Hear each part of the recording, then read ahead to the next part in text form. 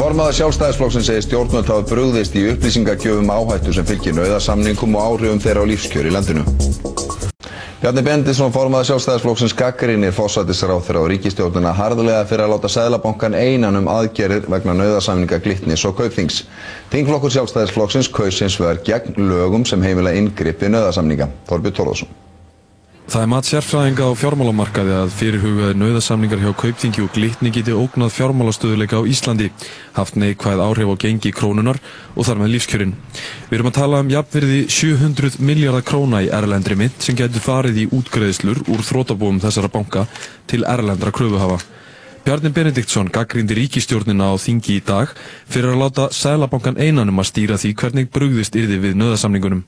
Það sem athyglisvert að hinn 12. mars á þessu ári samþykkti Alþingi herta reglur fjármagnsflutninga sem gera Seðlabankanum kleift að bregðast við umræddum nauðasamningum.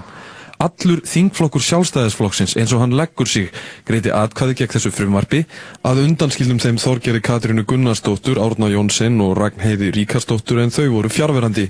Þetta vekur upp spurningar því ef Alþingi hefði ekki samþykkt hina mikilvægu löggjöf hinn 12. mars síðastliðinn þá stæði Seðlabankinn í raun klæðalaus á berangri og hefði ekki heimildir til þess að bregðast við nauðasamningum Kaupþings og Glitnis.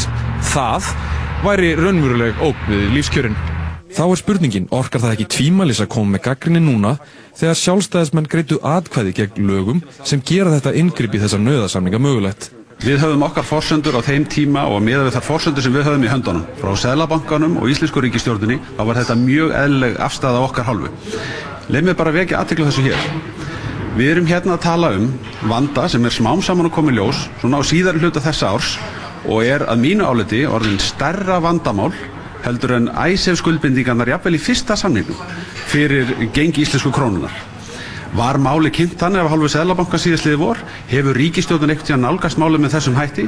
Nei, stjórnarandstaðan hefur smám saman verið að afla sér þeirra upplýsinga utan stjórnkerfisins og hefur þurft að draga þær fram með töngum eftir að hafa loksins fengið réttar upplýsingar og rétt gögn. Þá segi ég, þingið verður hér í þessu máli að hafa síðast orðið.